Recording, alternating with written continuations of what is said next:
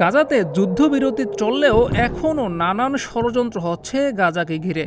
বলা বাহুল্য, সব ষড়যন্ত্রই হচ্ছে মার্কিন ইসরায়েল সৌজন্যে। এই ষড়যন্ত্রের মধ্যেই নতুন এক তথ্য উঠে এসেছে সামনে। গাজাতে গত 1 বছরের বেশি সময় ধরে চলা আগ্রাসনে ইসরায়েল কী পরিমাণ বোমা ব্যবহার করেছে সেই তথ্য উঠে এসেছে। বোস্টন আমেরিকান ইনস্টিটিউট এক প্রতিবেদনে ঘোষণা করেছে যে গাজায় অসহায় নিরস্ত্র মানুষদের হত্যা করার জন্য মার্কিন প্রশাসন ইসরায়েলকে 14,100টি MK-84 ট্রেঞ্চ ব্রেকিং বোমা সরবরাহ করার পাশাপাশি 57,155 mm artillery shell, 2,000 M4A1 rifle এবং 13,981টি বিমান বিধ্বংসী ক্ষেপণাস্ত্র সরবরাহ করেছে। এগুলো সবই পাঠিয়েছিল বাইডেন প্রশাসন। ট্রাম্পও কম যান না।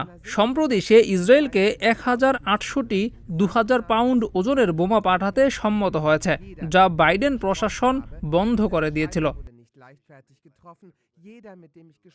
গাজা যুদ্ধ শুরুর পর থেকে ইসরায়েলে অস্ত্র সহায়তা বাড়িয়েছিল মার্কিন যুক্তরাষ্ট্র। ইসরায়েলি সরকার প্রতি বছর মার্কিন যুক্তরাষ্ট্র থেকে প্রায় 3.3 বিলিয়ন বিদেশি সামরিক তহবিল পেয়ে আসছে। জিয়াউর রহমান, প্রতিদিনের বাংলাদেশ।